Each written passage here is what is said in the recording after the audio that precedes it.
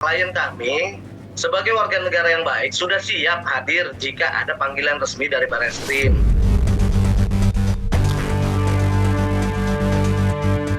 Tadi sih ada kisi-kisi sedikit.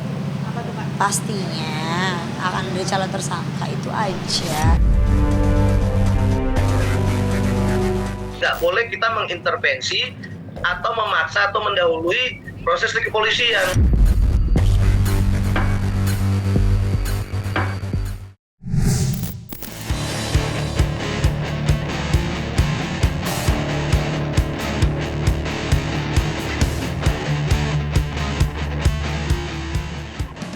Kasus dugaan pencemaran nama baik dan pelanggaran Undang-Undang ITE yang dilaporkan Ridwan Kamil terhadap Lisa Mariana dikabarkan akan naik ke tahap penyidikan, yang artinya unsur pidana sudah terpenuhi. Bahkan, Kejaksaan Tinggi Jawa Barat disebut-sebut telah menerima surat pemberitahuan dimulainya penyidikan atau SPDP dari Barreskrim Polri. Munculnya kabar yang menyebut Lisa Mariana akan dipanggil oleh penyidik dan ditetapkan menjadi tersangka setidaknya sudah berhembus sejak sepekan yang lalu. Setelah sejumlah saksi dimintai keterangan, salah satunya Ayu Aulia yang mengaku sebagai saksi mahkota yang tak ragu menyebut nama Lisa Mariana akan ditetapkan menjadi tersangka. Menanggapi kabar tersebut, pihak Lisa Mariana diwakili kuasa hukumnya mengaku belum menerima adanya panggilan resmi dari kepolisian. Menurutnya, bagaimana mungkin menjadi tersangka sedangkan surat pemanggilan saja belum diterimanya. Meski begitu, kuasa hukum Lisa Mariana mengaku kliennya sampai dengan saat ini tetap santai menanggapi kabar di luar mengenai dirinya. Dan sebagai warga negara yang baik, Lisa siap datang memenuhi panggilan penyidikan. Dan berikut tanggapan pihak Lisa menjawab berbagai pertanyaan pihak lain yang menyebut akan diperiksa dan menjadi tersangka. Sampai saat ini kita belum terima panggilan resmi. Kita masih menunggu, kan seperti saya bilang kita nggak boleh mendahului ataupun menintervensi semua proses-proses di kepolisian. Ya kita tetap menghargai dan menunggu sampai panggilan resmi tersebut datang. Dan klien kami juga LM nggak berpengaruh dengan dia masalah lagi operasi. Dia bilang bahkan dia siap kok hadir kalau sudah ada panggilan surat resmi di Barreskrim, mau pakai kursi roda lagi. Dia bilang saya akan hadir. Dia bilang dan saya nggak mau diundur-undur seperti itu kok. Jadi yang jelas sebagai warga negara yang baik kalau klien kami siap sih. Cuman kita kan menghargai proses tersebut. Ya biar itu menjadi kewenangan dari kepolisian untuk menunggu ataupun mengirim surat panggilan tersebut. Klien kami sebagai warga negara yang baik sudah siap hadir jika ada panggilan resmi dari Barreskrim. Aku sih nggak sebenarnya jujur ya, nggak pengen orang memakai baju oranye kayak biru kayak apa, kayak yang jelas adalah keadilan itu harus dijunjung tinggi itu. Kalau emang udah dapat panggilan resmi ya saya siap, mau pakai kursi roda juga saya tetap jalanin, dia bilang gitu. Karena dia juga mau biar cepat-cepat selesai juga gitu permasalahan ini, biar dia fokus dengan karirnya ke depan. Tadi sih ada kisi-kisi sedikit. Apa tuh, Pak? Pastinya akan ada calon tersangka, itu aja. Yang berhak untuk bilang siapakah tersangka nantinya itu adalah penyidik dan institusi dari Mabes Polri, Barreskrim sendiri, dan apalagi tim cyber, itu aja. Nggak boleh kita mengintervensi atau memaksa atau mendahului proses di kepolisian. Nggak boleh kita mengintervensi, apalagi sok tahu gitu loh, pamali. Menghargai proses itu udah capek dan banyak pekerjaannya yang harus dibela di negara Indonesia ini gitu. Nggak cuma terfokus perkara LM dengan RK gitu, masih banyak lagi. Gitu. Jadi kita harus menghargai mereka dan jangan sampai membuat image polisi itu seolah-olah bahwa ini menekan. Semua juga polisi pasti akan bersikap profesional dan netral. Oh iya, dalam hukum pidana kan bahasanya begini, yang nama terlapor kan dipanggil terakhir. Setelah pemeriksaan semua pelapor, setelah pemeriksaan saksi-saksi lengkap semuanya, baru yang namanya terlapor akan dipanggil gitu. Ya kalau kami dari kuasa hukum ya kami yakin bahwa kita berjuang untuk kepentingan klien kami, dan saya juga bilang ke klien kami, ya kamu kalau selama kamu menyatakan bahwa itu benar semua, sejengkal pun jangan kamu sampai salah, kamu akan siap menerima konsekuensinya. gitu loh. Jadi kalau hal tersebut itu ya seperti saya bilang, kita nggak pernah mau mendahului ataupun menebak-nebak. Biarin, saya masih yakin dan saya sangat yakin 100% bahwa kepolisian kita itu selalu bekerja profesional dan netral, dan dia pasti akan membela antara pelapor maupun terlapor. Tidak mungkin berat sebelah.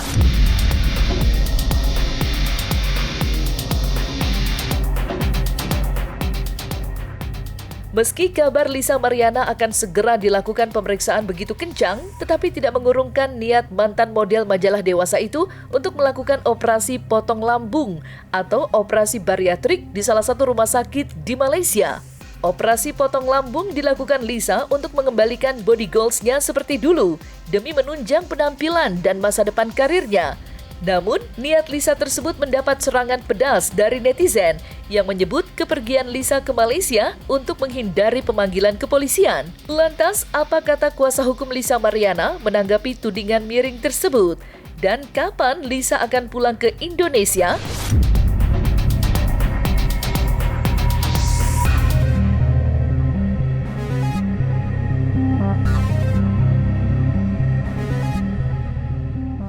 Dia itu kan lagi mau bariatrik ya, apa ya namanya itu, yang operasi potong lambung itu. Sebenarnya lebih ke untuk kecantikan dia sih gitu, untuk mempercantik diri lah wanita, biar balik lagi kayak dulu body goals-nya dia lah. Biarin aja mereka berstatement apapun, ya terserah lah, itu kan dosanya mereka sendiri. Yang jelas kan kita selalu penuhi kok, dan kita menghargai semua proses-proses nanti di kepolisian. Emang belum ada panggilan terus kok gimana kita kudu piye gitu loh. Rencana udah lama, cuman emang baru kesempatan, mungkin baru sekarang kali dari schedule yang dia mungkin dengan kegiatan dia yang lain ya kan, baru sekarang dia bisa naruh schedule tersebut bisa dilakukan gitu, dan jadwal dokternya juga mungkin kan kayak gitu.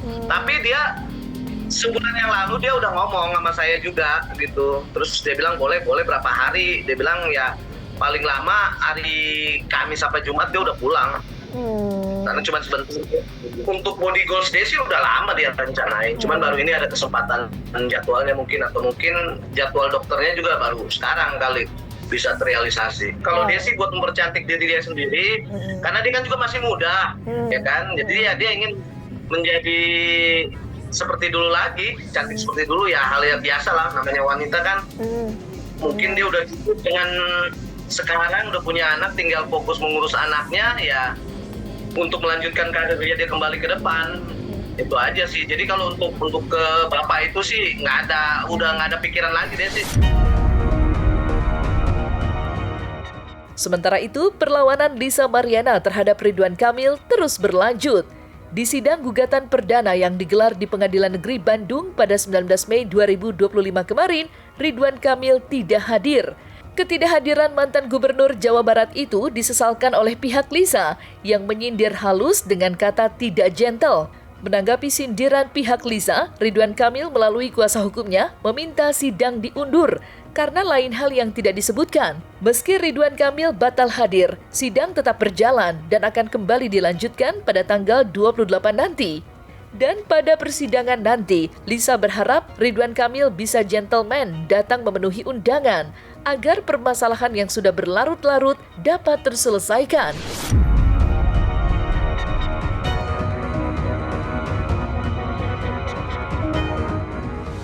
Jadi gini teman-teman, supaya tidak simpang siur ya. Pertama, memang sidang pertama benar Pak Ridwan Kamil telah mendapatkan surat panggilan resmi kemarin. Nah, dijadwalkan tanggal 19 Mei tentang gugatan perbuatan melawan hukum 1365 KUH Perdata yang dilayangkan oleh Lisa Mariana terhadap Pak Ridwan Kamil. Perkara nomor 184 tahun 2025 di PN Bandung. Kami, kuasa hukum, sudah menyampaikan sebetulnya surat pengunduran jadwal persidangan ke Pengadilan Negeri Bandung. Apa alasannya? Semata-mata teknis. Semata-mata teknis dan administratif terkait dengan tim kuasa hukum. Ya urusan mereka lah. Intinya kan kami buktikan secara real gentle, buktinya kan nggak ada. Pesan saya gentle bermartabat aja, itu aja. bukan berarti kami tidak menghormati proses hukum di persidangan Pengadilan Negeri Bandung. Tetapi memang di hukum acara perdata di Indonesia itu diatur sebetulnya kalau tergugat tidak hadir maka bisa dipanggil sidang berikutnya. Itu diatur dalam pasal 127 HR, 159 HR juga tidak diatur. Jadi kalau tidak hadir sidang pertama itu dipanggil lagi sidang kedua. Nah, saya dapat informasi itu sidang keduanya di tanggal 28 Mei itu hari Rabu.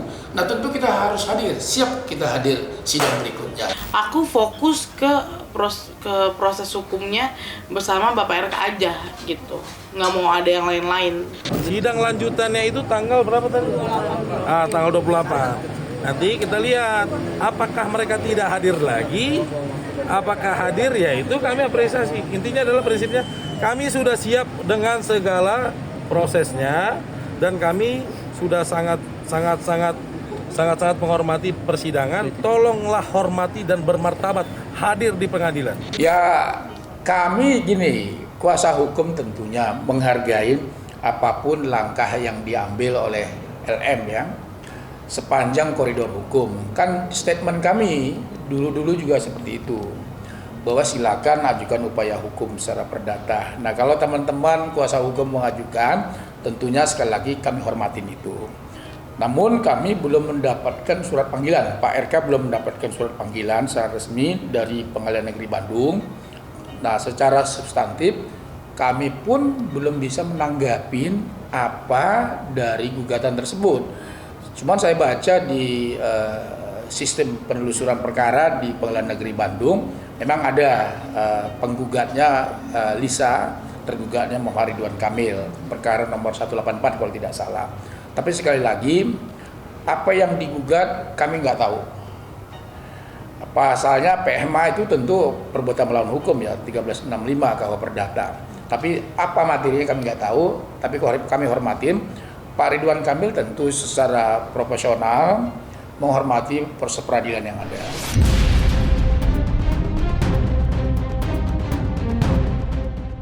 Nah, selesai sudah Cumi Lovers? Saksikan terus Cumi Camp In-Depth, kabar lengkap, mendalam, dan akurat dari narasumber terpercaya. Dan jangan lupa untuk like, subscribe, dan juga share channel YouTube Cumi Cumi.